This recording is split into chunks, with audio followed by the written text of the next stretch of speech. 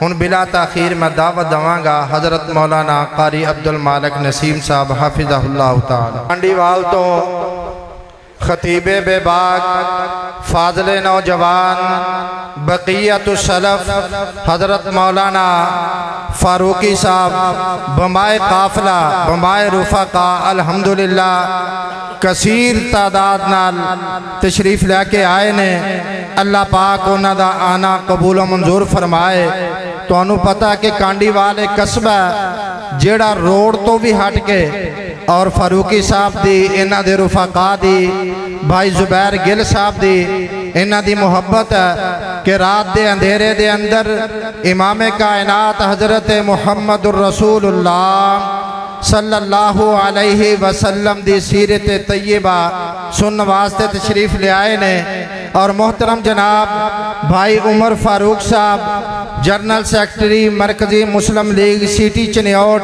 او بھی سٹیج تے تشریف فرمانے اللہ پاک سب دا آنا قبول و منظور فرمائے اور ذریعہ نجات بنائے ہن تو آڑے سامنے تشریف لے آندے نے محترم جناب مولانا قاری عبدالمالک نسیم صاحب بسم اللہ الرحمن الرحیم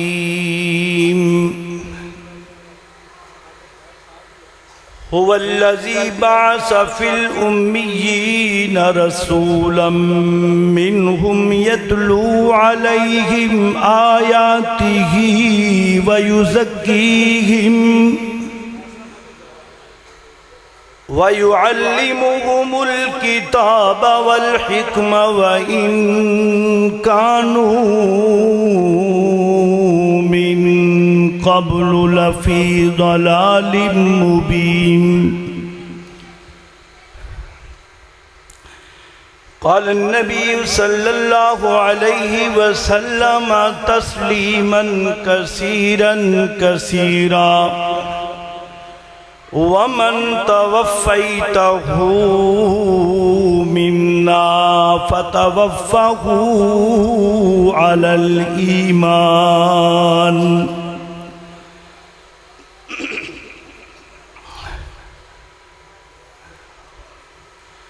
مشکل جو راہ تھے وہ آسان ہو گئے دشمن بھی دیکھ کر حیران ہو گئے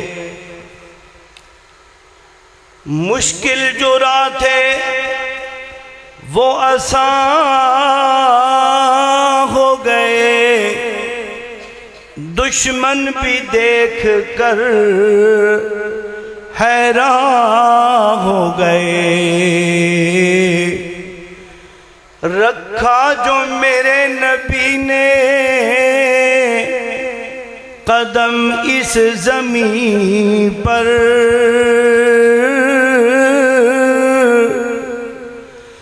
پتھر بھی کلمہ پڑھ کے مسلمان ہو گئے ہر قسم کی حمد و ثنا تعریفات و تقدیسات بڑائی کبریائی اللہ سبحانہ و تعالی کے لیے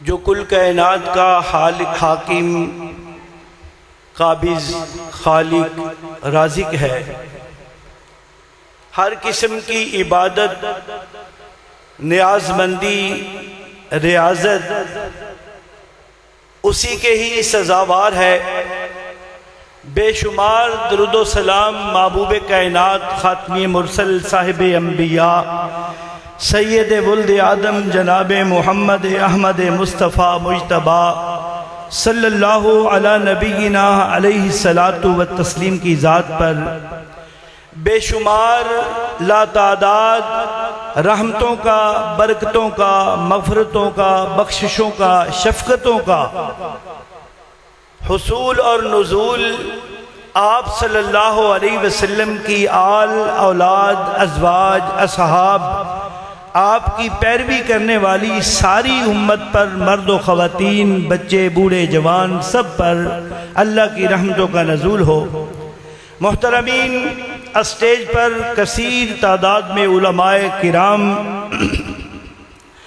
سارے کے سارے ہی عزت و اکرام کے لائق ہیں، اور ان کی اور آپ کے درمیان اتنی دیر کھڑے رہنا اور گفتگو کرنا میں سمجھتا ہوں کہ آنے والے مہمانوں کی حق تلفی، لیکن سٹیج سے مجھے کچھ ٹائم کے لیے اجازت ملی، اور اس اجازت میں آپ کے سامنے ایک سبق رکھنا چاہتا ہوں، اور وہ سبق 10 منٹ کے اندر اندر ہم یاد کر کے، میں سنا کر کے، آپ سن کر کے سیرت النبی صلی اللہ علیہ وآلہ وسلم کے جو عملی تقاضے ہیں، جو آپ صلی اللہ علیہ وسلم کی زندگی کی آمد مقصد غرض جو آپ صلی اللہ علیہ وسلم کا وجود صعود اس کائنات کے لیے رحمت کا اور برکت کا اور مغفرت کا ذریعہ بنا ہے،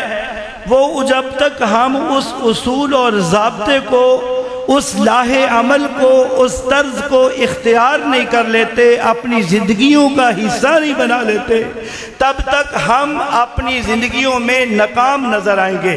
لیکن آج ہر مرد و عورت، ہر بڑا چھوٹا، پڑھا لکھا ان پڑھ، یہ چاہتا ہے، اس کی یہ تمنا ہے، اس کی یہ غرض ہے کہ میں کامیاب ہو جاؤں۔ میں کیا ہو جاؤں؟ میں کامیاب ہو جاؤں، میں کامیاب ترین ہو جاؤں، میری دنیا اور آخرت سنور جائے، بن جائے، اور میں اللہ کے حضور خوشنودی اختیار کر لوں، اس کی رضوان اور اس کی رحمت و برکت مجھے میسر آ جائے۔ میرے بھائیوں، میں نے غور کیا، توجہ کی، کسی کی بات اگر سننا ہونا تو اس کے لیے 3 چیزیں ضروری ہیں: دماغ کا حاضر رکھنا، دل کا حاضر رکھنا، اپنے وجود کی توجہ رکھنا۔ یہ 3 چیزیں اگر آپ قائم کر کے بیٹھے گے ابتدائی جلسہ سے انتہائی جلسہ تک، تو انشاءاللہ علماء آپ کو بہت کچھ عطا کریں گے، علماء آپ کی میری بہت ساری تربیت فرمائیں گے۔ تو میں آپ سے عرض کر رہا تھا کہ ہر بندہ یہ چاہتا ہے کامیاب ہو جاؤں، کامیابی ممکن کیسے ہے؟ اللہ سبحانہ و تعالیٰ نے فرمایا تمہاری دنیا اور آخرت کی کامیابی کا اصل زینہ، پہلو، فارمولہ، ضابطہ، طرز زندگی، وہ تو 2 لفظوں میں نے قرآن میں سورہ احزاب میں آخری حصے میں بیان کیا، وَمَن يُطِعِ اللَّهَ وَرَسُولَهُ فَقَدْ فَازَ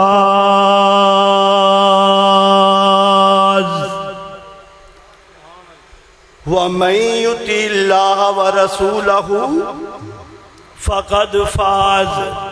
فَقَدْ فَازَ فَوْزًا عَظِيمًا۔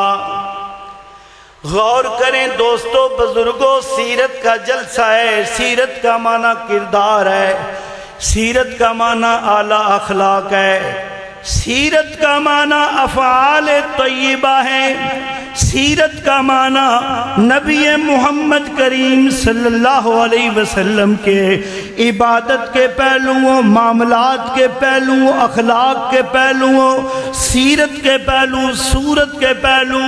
اگر میری اور آپ کی زندگی ان پہلوؤں کو، چیدہ پہلوؤں کو قبول کرنا شروع کر دے، اللہ کا اعلان ہے، اوپر سے یہ فتویٰ اعلان کی شکل میں نظر آتا ہے، فقد فاز فوزا عظیما۔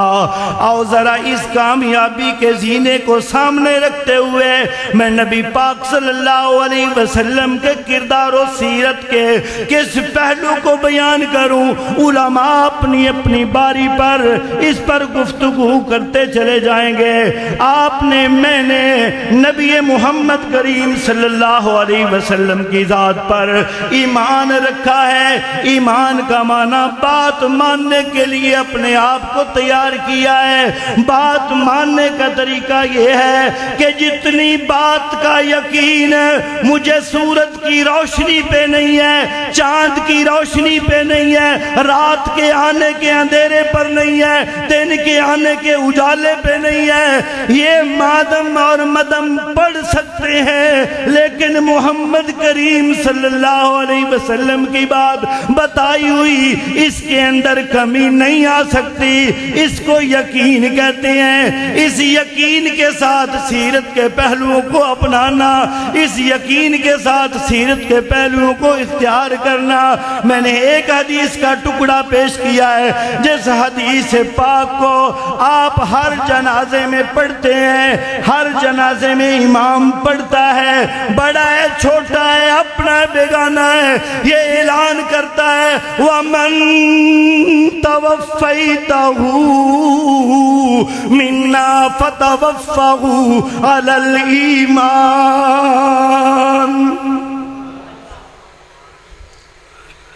کیا معنی ہے اس کا؟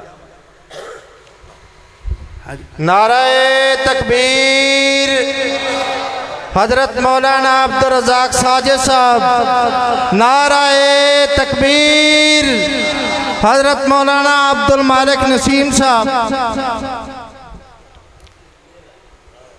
اہلا و سہلا مرحبا بکم یا اخی۔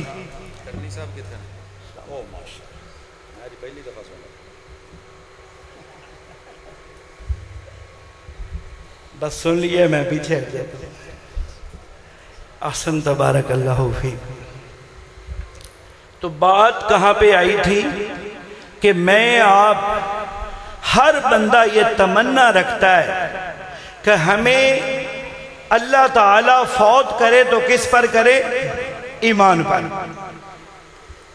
اور اس سے پہلے یہ ہے کہ جس کی یہ تمنا ہے کہ میں کامیاب ہو جاؤں، اس کے لیے اللہ سبحانہ و تعالیٰ نے جو قرآنی پیغام بھیجا ہے وہ وَمَن يُطِعِ اللَّهَ وَرَسُولَهُ فَقَدْ فَازَ۔